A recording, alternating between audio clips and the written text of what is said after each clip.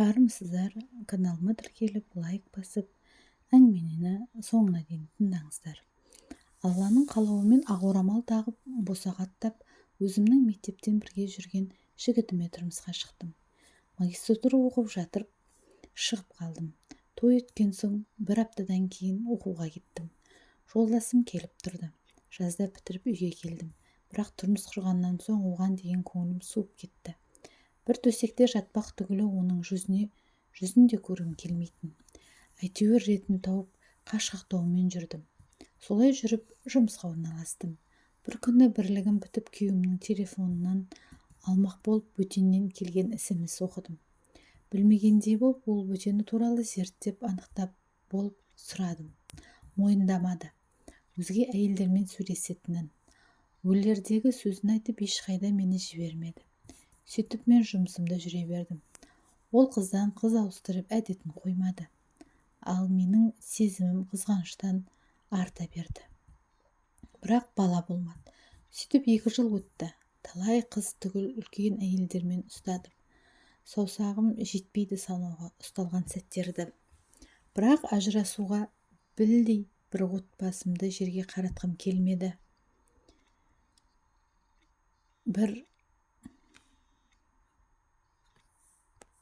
Бір жағынан күйеуімді қимадым.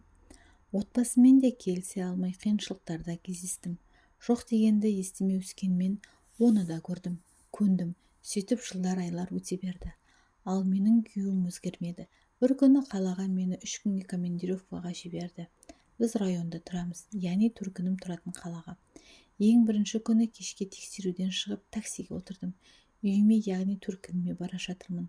Таксисте де мән бермей жұмыстың шаруаларымен сөйлесіп келем. Үй жаққа жақындады. Таксист, бұл жақ жаңбырда балшық болады деді. Мен иә деп қоям.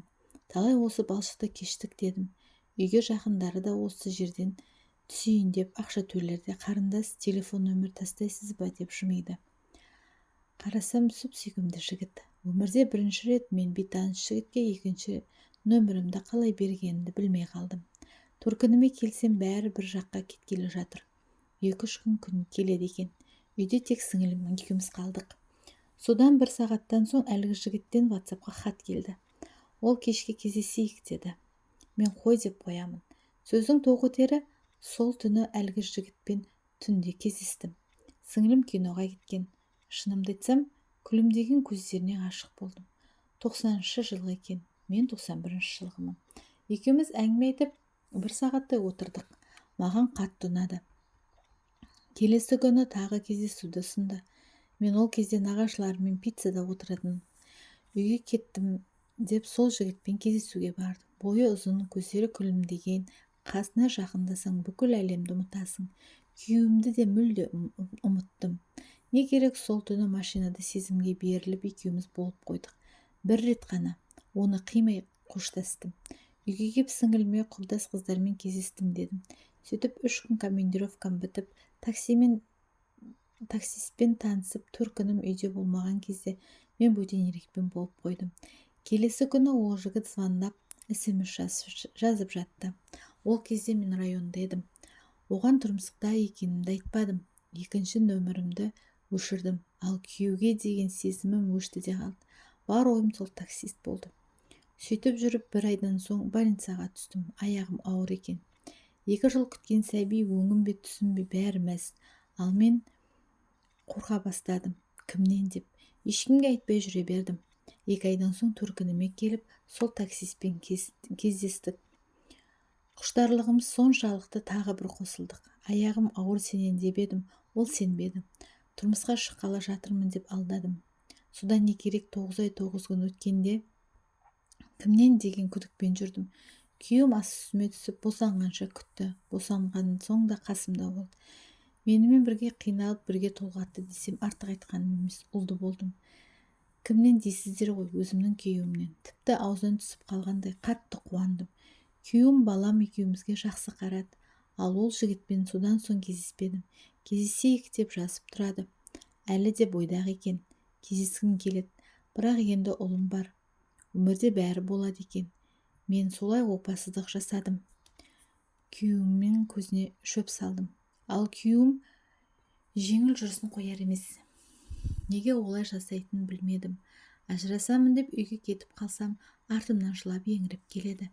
Сенен бөтен еркек емес дейді де әйелге барғанын қоймайды. Мен ерегісіп емес, такси жігітке ғашық болғаннан бірге болып қойдым. Ол жүрегімдегі адам, ұмыта алмаймын. Ол негізі таксист емес, беделді жұмысы бар. Тек жұмыстан шығып қол көтерген қызды апарып тастамақ болған екен. Кездеспегелі 2 жыл болды. Сағынам, бірақ ұлым үшін енді ондай іске бара алмаймын. Ал күйеуім ана жүрісін қоя алмай әлі жүр. Бұл да мен үшін үлкен бір өмірдің сынағы болып келеді. Күйеуімнің жүріс жасайтынын осы уақытқа дейін көндігіп келемін. Бірақ ойым барлығы сол жігітте. Сол жігітпен өткізген әрбір күнім, әрбір түнім маған үлкен бақыт сыйлайтын.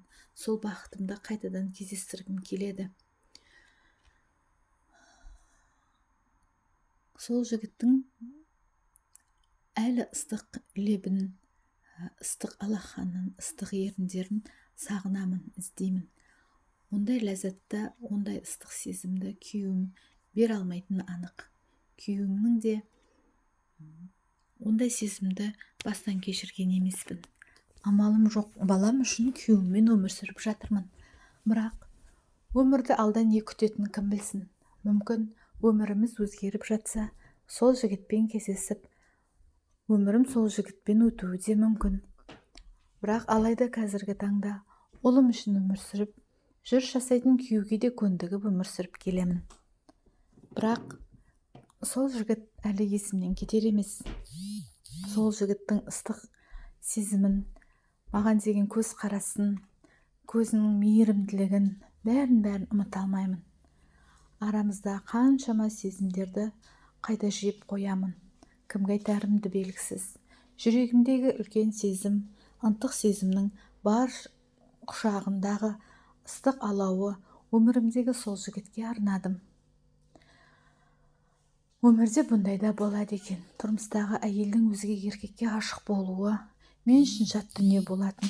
Бірақ бұл үлкен сезім екен. Яғни ешкімге бергісіз жақсы сезімнің бастан кешіргенін мен енді ғана түсіндім.